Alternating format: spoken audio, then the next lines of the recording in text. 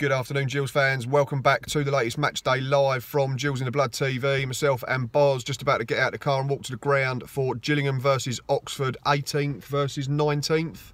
Team news has just come in. Unsurprisingly, we are unchanged, but a couple of changes on the bench. Is it or one?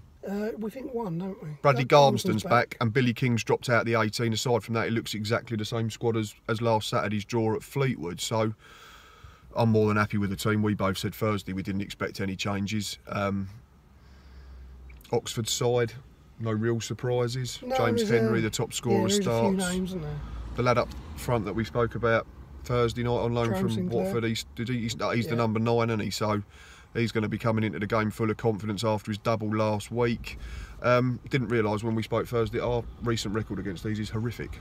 Yeah, these were the ones that cost Edinburgh's job, weren't they? Yeah, I think it was. That was a 3-0 defeat. But yeah, I don't think we've won in 8 against these. Oh, good.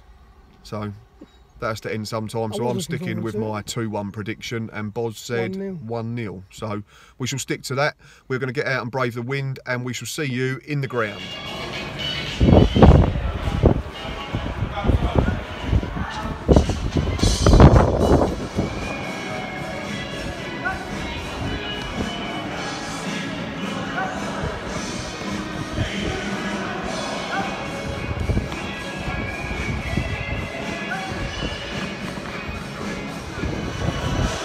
Inside the ground now, it's starting to fill up quite slowly, I won't lie. Joined by Glenn and Kieran for a bit of pre-match analysis. How are we, boys? We all right? Well, good, thanks, mate. Yep, yeah, good. Looking forward to the game? Oh, yeah. Yep, good. Team line-up, no real surprises, unchanged. Yeah, which is good to see. Again, we were talking earlier, and how long ago was it that Steve Love had that luxury? Practically unchanged side. It's almost an unchanged 18, I think. There's only one change on the bench, which is Garmston in for Billy King, I think. Yeah, and we were discussing earlier about the width we're now playing with. We're now no longer a one-dimensional side. No, not at all. You know, which is fantastic. He even took Eves off at Wickham, and then we're a different side. He changed things up. It's great, but the width thing for me is the big thing. We look so good going wide. It's good to see. Because you two were at Wickham, and you said you was impressed with Tarvon Campbell. I've not actually seen him yet live, so you said he was really good in that cameo when he came on for Eves. Oh, absolutely. He came on and created a great chance. Which, ironically, I think if Eves would have been on, he'd have snapped it at the far post. But no, he looked good. He looks industrious. And I think he'll create chances for us. Yeah, a very good signing. It's a great move for him as well, because he's come from Forest Ground under a division below, but they're in a promotion battle and he's joined us in a relegation battle, so it's not the sort of typical move you'd see someone make it halfway through a season. So fair play to him if he thinks he's going to get games. But that'll come about because of the whole Christian Deutsch fiasco. I think you're right. For stitching him up. Yeah, correct. Our benefit, I suppose, and all that. Yeah, but Kieran, I say I think he's a good signing, and let's be fair now to our chairman who said he would spend some money after the cup run. He has done so. It's made a difference, and I think he deserves, a little bit of positive feedback on that. To be honest. And now Steve Lovell's got no excuses. He's got all the players in that he wants. So and everyone's performing. There's now battle for places. I think they're looking very good. The football's been good. I didn't go to Fleetwood, but some of the football looked a bit special. Yeah, I only seen the highlights. Yeah. A lot of people on social media said we were really good. We were going to win, but it's a bit of a freak equaliser with a wind catching it. Yeah, and also Holy's improved, and it all counts. He made some great saves at Wickham, and the support's great. Let's hope we have a decent crowd today. It's filling up slowly, but now all hope for staying up and enjoying some games at the end of the season. Yeah, that'd be nice, wouldn't it? Rather taking it to the wire like we tended to do for the last couple of seasons. Don't want another Northampton. Kieran, what are you thinking in terms of a score prediction for today? 2-0 Burke and Eves. I've said Burke and Eves. I said 2-1 Burke and Eves, I think. Boz said 1-0. Who did you say, Boz? Score? Mark Byrne. I said 2-0 an Eves brace. I just want to take either of them, I think. Yeah. Anyway, boys, cheers for the feedback and enjoy the game. Thank you, sir.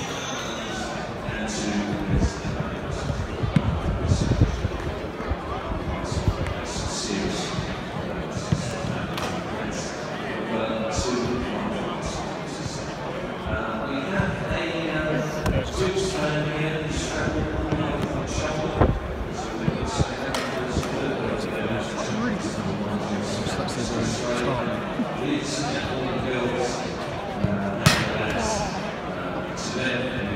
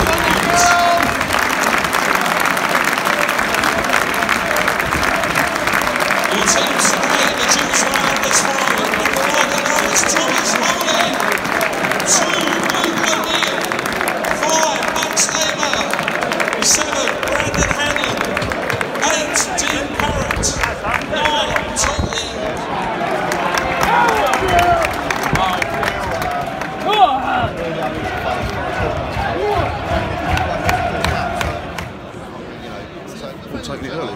Where's that gone? Where's that gone? Oh, I didn't know, had it? We've started bottling, haven't we? First 16 minutes, we've been alright. Yeah.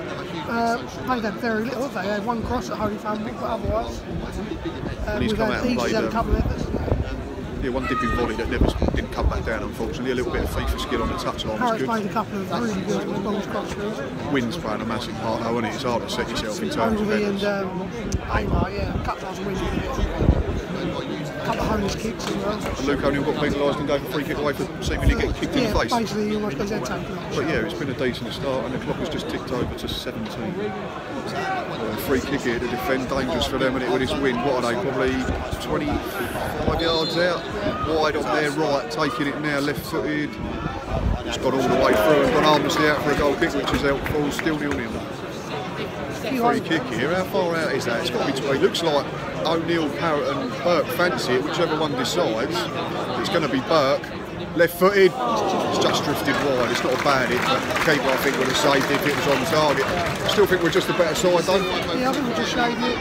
Still yet to really make either goalkeeper make a save, but no, it's just been crosses, isn't it? For a 0-0. Yeah, it's engaging, yeah, and it's not like you were concerned about. Both teams haven't just gone, oh, we'll play for the 0-0. Both teams are trying to have a go when they've got the ball. So 0-0, 28 play. A lot of players in the middle. Corner to defend here, yeah. Where's that gone? Is that Mark Byrne? It's good defending, but you made a point again. We still don't like putting people on post. He's furious of an irons when he was being pulled all over again. He just never gets anything for it, does he? But yeah, 0-0, 32 plays, decent game.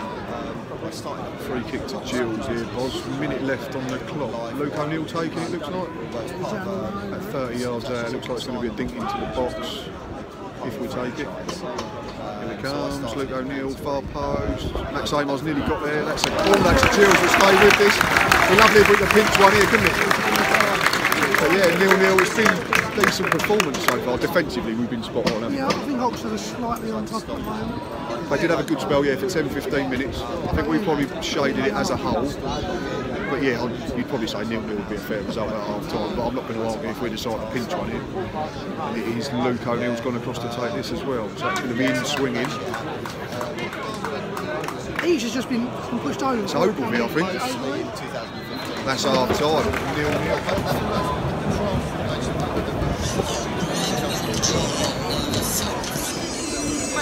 Half time here at the Priestfield and it's still goalless, but it's not been a poor game, has it? No, it's been watchable. It's just been a bit of a lack of quality. You can see why on both sides of the town there. But yeah, the majority of the game been played in the middle third, hasn't it? I can't remember any keeper making a save. Not one.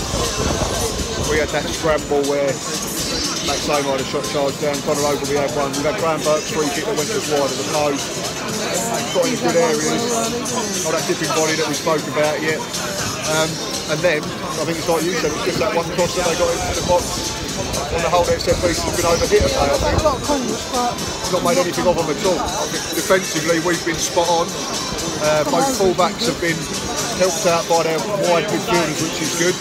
They've not been isolated. Max Amar's been solid. I think man of the match for me so far has been Conor Ogilvy. I think he's been absolutely first class. Bringing it out from the back as well, not just defending. yeah, once or twice we've been caught out, but he's got back up and won it back straight away.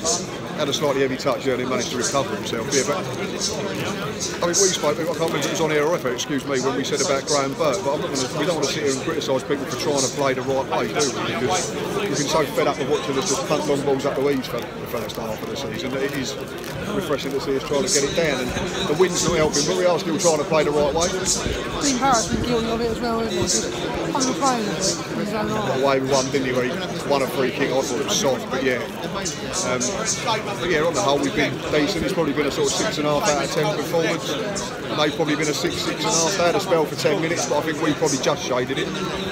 But yeah, 0-0 at half time, and it's up to us to go on and try and win it second period.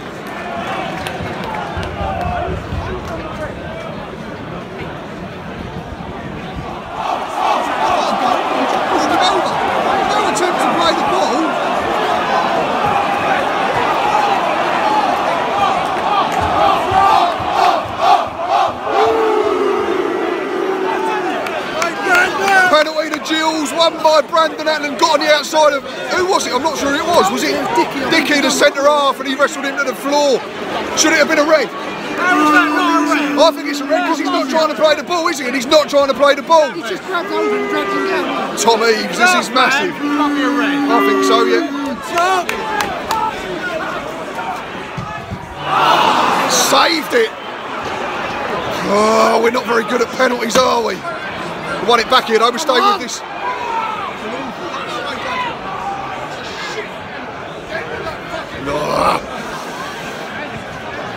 It's a good ball, Leo and Silva. Lopez out to Luke O'Neill. Back to Burners. No foul, no. He's tried a big bicycle kick, he's never got near it. Still 0-0, unfortunately, he missed the penalty. Massive chance, passed up.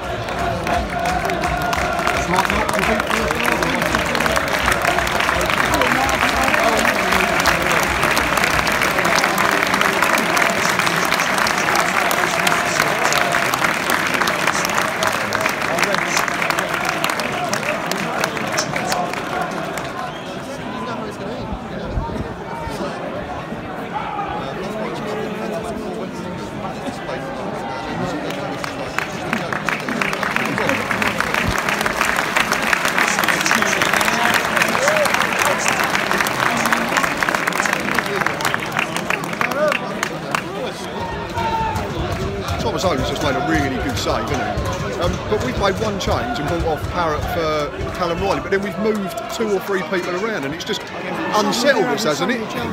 Instead of just putting Riley at the base, which I thought we'd have done, we've then moved Byrne to the base, Charles Cook from the left of the diamond to the right, Riley's then gone to the left of the diamond, and suddenly they've got loads of space, and they've created 2 really good chances. One that looked like it was going to roll in, we cleared it off the line. But yeah, still 0-0, 74 on the clock. I think this has got 0-0 or 1-0 to either side written all over it now. Just hope we come out on the right side.